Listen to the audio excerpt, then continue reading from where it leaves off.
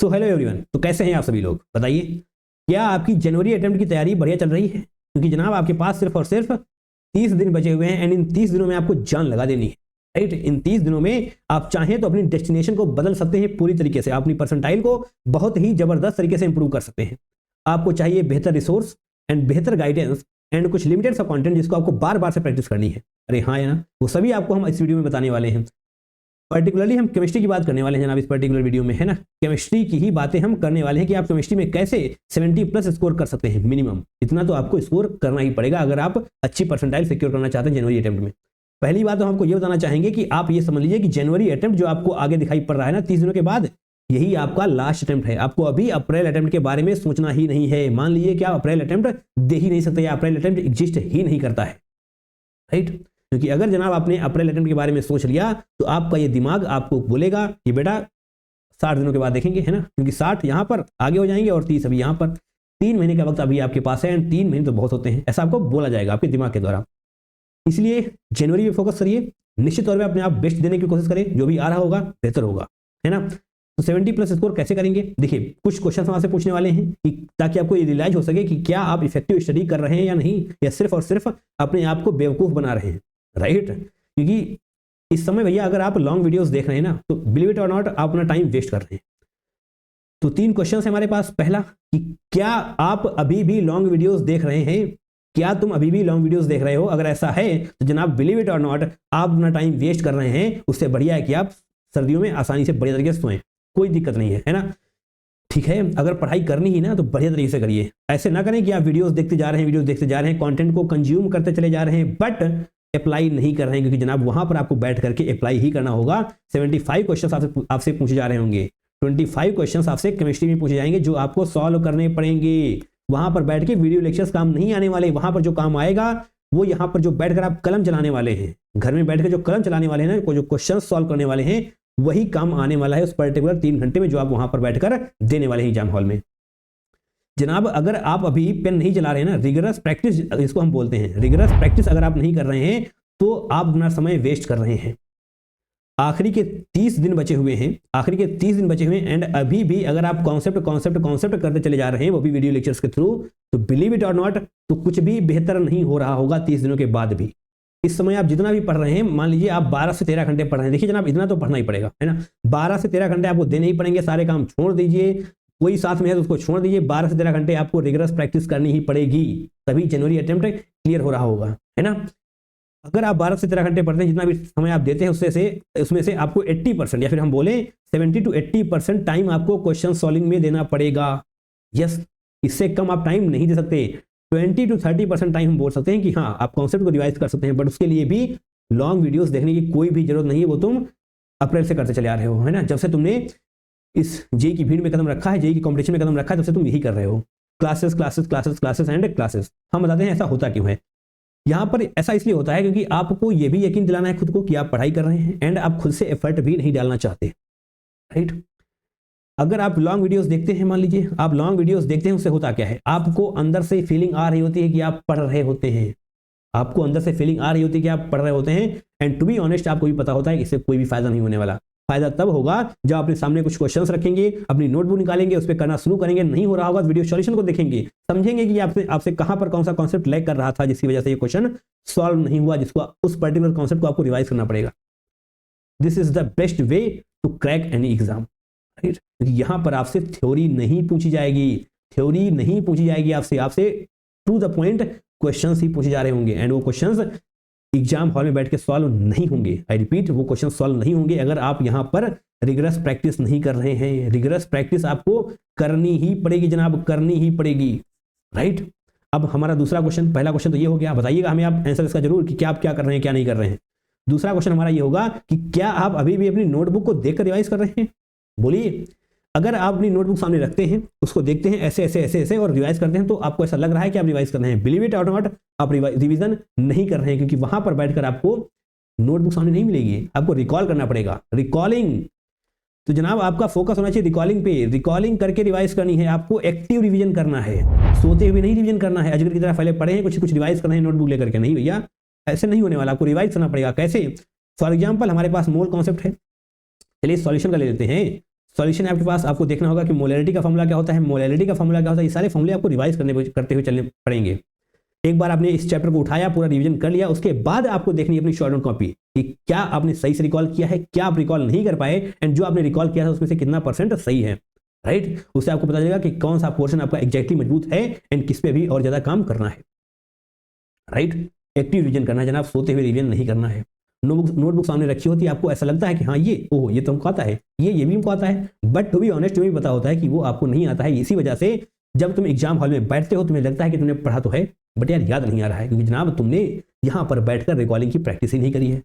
करना पड़ेगा, है ना, करना पड़ेगा, पेन चलाना पड़ेगा, तभी जाकर के चीजें सॉर्ट आउट हो पा रही होंगी। और दूसरी समस्या क्या है इन दिनों में, क्या आपके पास इन 30 दिनों को बेहतर करने के लिए कोई प्रॉपर प्लानर है? क्योंकि जनाब आपको ये भी पता है कि जेई का सिलेबस इतना ज्यादा है, इतना वास्ट सिलेबस है कि आपको ऐसा लगता रहेगा कि आप पढ़ रहे हैं, बट लास्ट में जाकर के आपको लगेगा कि आपने तो कुछ पढ़ा ही नहीं है। ऐसा क्यों होता है? क्योंकि जनाब आपके पास प्रॉपर प्लानर नहीं होता है। अगर आपके पास प्रॉपर प्लानर होगा तो आप ये पढ़ेंगे, यहाँ पर टिक लगाएंगे, यहाँ पर टिक लगाएंगे, यहाँ पर टिक लगाएंगे, एट द एंड आपको ये रियलाइज हो रहा होगा कि यस इन सारी चीजों को आप कंप्लीट कर चुके हैं। अगर प्लानर नहीं है तो हमको देने वाले हैं, ठीक है, तो प्लानर समझा देते हैं। पहले आपको प्लानर समझाने वाले हैं, तो उसके लिए हमें थोड़ा सा पीछे जाना पड़ेगा। 25 डेज का प्लानर हमने आपके लिए प्लान कर रखा है, ये रही जनाब, ये रहा प्लानर। अब आप सोच रहे होंगे कि दिन तो 30 बचे हुए हैं, बट फिर भी हमने 25 डेज का प्लानर क्यों दिया? क्योंकि जनाब जब तुम 25 डेज का टारगेट लेकर चलोगे ना, तब जाकर के तुमसे 30 दिन में काम कंप्लीट हो रहा होगा, है ना। तुम ही जानते हो ये बात। यस, जो चैप्टर्स आप किसी भी हाल में किसी भी कीमत पर छोड़ नहीं सकते, वो चैप्टर्स यहां पर आपको नजर आ रहे हैं प्रायोरिटी ए में। प्रायोरिटी बी को भी आप छोड़ नहीं सकते, क्योंकि देखिए टारगेट तो आपको ये होना चाहिए कि केमिस्ट्री एंड फिजिक्स में आपको 90% सिलेबस करके जाना है। टू बी ऑनेस्ट 100% होना चाहिए, बट 90% एट लीस्ट होना चाहिए। एंड जो 10% ने छोड़ा है ना, उसमें भी आपको पता होना चाहिए कि इन चैप्टर के बेसिक फॉर्मूले क्या है, कि अगर वहां से कोई बेसिक क्वेश्चन आ जाए तो आप उसको क्रैक कर पाए। जीओसी बहुत इंपॉर्टेंट है, 2 से 3 क्वेश्चन आपको मिल जाएंगे। केमिकल बॉन्डिंग भी बहुत इंपॉर्टेंट एंड इजी सा चैप्टर है, 2 से 3 क्वेश्चन इसके भी आपको मिल जा रहे होंगे। कोऑर्डिनेशन कंपाउंड के भी 2 क्वेश्चन आपको मिल सकते हैं। डीएनए ब्लॉक भी बहुत इंपॉर्टेंट है। मोल कॉन्सेप्ट तो एक बेसिक चैप्टर है, इसके बिना तो आप पूरी केमिस्ट्री को पढ़ ही नहीं पाएंगे, है ना। इसलिए आपको ये 1 2 3 4 5 इन 5 चैप्टर्स को हमने ब्लॉक ए में रखा है। एंड मैं आपको बताना चाहूंगा कि इन चैप्टर्स के टॉप पीवाईक्यूज तो आपको करने ही हैं, बट 2022 2023 2024 इन सभी के पीवाईक्यूज आपको एक पीवाईक्यू प्रैक्टिस करना है एट लीस्ट इन 5 चैप्टर्स का। एट लीस्ट बोल रहा हूं मैं, बाकी तो आपको ये कोशिश करनी है कि प्रायोरिटी ए के पूरे चैप्टर्स को आपको 1 by 1 पूरे पीवाईक्यू प्रैक्टिस करने हैं, है ना, इस प्रकार से। बाकी टॉप पीवाईक्यूज आपको मिलने वाले हैं, 2023 के ऑलरेडी अपलोडेड हैं, 2024 एंड 2022 के भी आपको मिल रहे होंगे, राइट। अगर आपको कोई समस्या है तो जनाब यहाँ पर आप क्लिक करेंगे, सीधा लिंक पे हमारी प्लेलिस्ट पे पहुंच जाएंगे, आपको वहां पर वीडियो सॉल्यूशन भी देखने को मिल रहे होंगे। एंड एक बात हम आपको और बताना चाहेंगे, क्या इसको कैसे करना है। मान लीजिए आज आप पढ़ने बैठे, देखिए यहाँ पर आपको 2 दिन देना है, यहाँ पर भी आपको 2 दिन देने हैं। आज आप पढ़ने बैठे, आपका टारगेट ये होना चाहिए कि आज आप ये भी करेंगे, ये भी करेंगे एंड ये भी करेंगे। एक ही दिन बैठकर जीओसी को कंप्लीट नहीं करना है, क्योंकि जनाब जब आप एक बार क्वेश्चन करने में बैठते हैं आपको सारे फॉर्मूले याद हो जाते हैं एंड आप फटाफट से क्वेश्चंस करने लग जाते हैं, बट वहां पर ऐसा नहीं होगा। आपको सभी चैप्टर्स के क्वेश्चंस मिल रहे होंगे, अरे हाँ है ना। तो जनाब इसे वर्टिकल चलना है, 1 2 3 1 2 3 इस प्रकार से, है ना, ताकि आप मल्टीपल रिविजन्स के थ्रू जा पा रहे हो, ठीक है। इसको आप डाउनलोड कर लेंगे एंड एट द एंड जो आप बहुत ज्यादा इग्नोर करते हैं, बट आपको इग्नोर बिल्कुल नहीं करना है, इन दोनों प्लेलिस्ट को जरूर से देखना है। बिलीव इट और नॉट, आपको बहुत ज्यादा फायदा होने वाला है, right. Organic chemistry must watch important videos के लिए यहाँ पर आपको क्लिक करना पड़ेगा, जो क्लिक लिखा हुआ है ना, जब आपको पीडीएफ मिल जाएगी आप डाउनलोड कर पा रहे होंगे, यहाँ पर जैसे ही आप क्लिक करेंगे आप वहां पर पहुंच जाने वाले हैं, ठीक है। कौन कौन से वीडियोस हैं हमको यहाँ पर आपको थोड़ा सा एक्सप्लेन करने की कोशिश करते हैं। ये वीडियोस वहां पर आपको मिलने वाले हैं, top 101 reagents organic chemistry, named reaction. इन दोनों वीडियोस को देखने के बाद आपकी ऑर्गेनिक केमिस्ट्री 50 to 60% कंप्लीट हो जा रही होगी। आपको लॉन्ग वीडियोस बैठकर नहीं देखने हैं, कुछ शॉर्ट वीडियोस देखने हैं। यहाँ पर 2 घंटे में ये वीडियो कंप्लीट हो रहा होगा एंड ये वीडियो आई थिंक 40 से 50 मिनट का है। बताइए 2 से 3 घंटे में आप पूरी ऑर्गेनिक केमिस्ट्री को रिवाइज कर पा रहे होंगे। सारे के सारे रिएजेंट्स के बारे में बात करी गई यहाँ पर, आप यहाँ पर लिखा हुआ देख पा रहे होंगे 101, बट ये 101 है जनाब, यहाँ पर 130 से ज्यादा रिएजेंट आपको कंप्लीट कराए जा रहे होंगे, है ना। इन दोनों वीडियोस को जरूर से देखना है। Practical organic chemistry and purification, मुझे पता है तुमने इन चैप्टर्स को नहीं पढ़ा है, सच बता दो, तुमने नहीं पढ़ा इन चैप्टर्स को। प्रैक्टिकल ऑर्गेनिक केमिस्ट्री तुम जानते भी नहीं हो क्या होता है, प्यूरिफिकेशन तुमने बस सुना है, बोलो, बट क्वेश्चन तो आएगा इनसे। प्यूरिफिकेशन से भी क्वेश्चन आने वाला है एंड प्रैक्टिकल ऑर्गेनिक केमिस्ट्री से भी क्वेश्चन आने वाला है एंड तुमसे ये सॉल्व नहीं होगा अगर तुमने पहले इसको नहीं पढ़ रखा है। कोचिंग्स में मुझे पता है इन चैप्टर्स को इग्नोर करके चला जाता है, इसलिए मैंने इनको करा दिया है। आपको जाकर के जरूर से करना है एंड इनके लास्ट में आपको 5 प्रीवियस क्वेश्चन भी करने को मिल रहे होंगे, ताकि तुम्हें यकीन भी तो हो कि जो अब तुमने पढ़ा है वो सही से पढ़ा भी है या नहीं। इन दोनों वीडियोस को जरूर से कंप्लीट करना है, राइट। ऑक्साइड बहुत दिक्कत रहती है ना, एसिडिक ऑक्साइड कौन सी है, बेसिक कौन सी है, एम्फोटेरिक कौन सी है, बहुत परेशान रहते हो ना तुम। इस वीडियो को देख लो, एक भी क्वेश्चन तुमसे गलत हो जाए तो बता देना, जो निमोनिक्स बताई गई हैं उनको याद कर लेना है एंड इस वीडियो को देखने के बाद एक भी क्वेश्चन तुमसे गलत नहीं होगा जो भी तुमसे ऑक्साइड्स के ऊपर पूछा जा रहा होगा, राइट।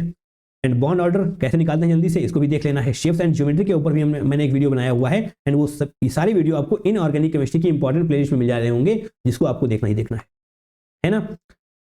एफ ब्लॉक एलिमेंट्स के बारे में मैंने आपको बताया हुआ है, बहुत से क्वेश्चन आते हैं इस पे। एफ ब्लॉक एलिमेंट पे डायरेक्टली क्वेश्चन पूछे जाते हैं, आयनाइजेशन एनर्जी पे भी क्वेश्चन पूछे जाते हैं, बट मैं जो आपको रिकमेंड करूंगा वो इन सभी वीडियोस को आपको जरूर से देखना है, आपको बहुत ज्यादा फायदा होने वाला है।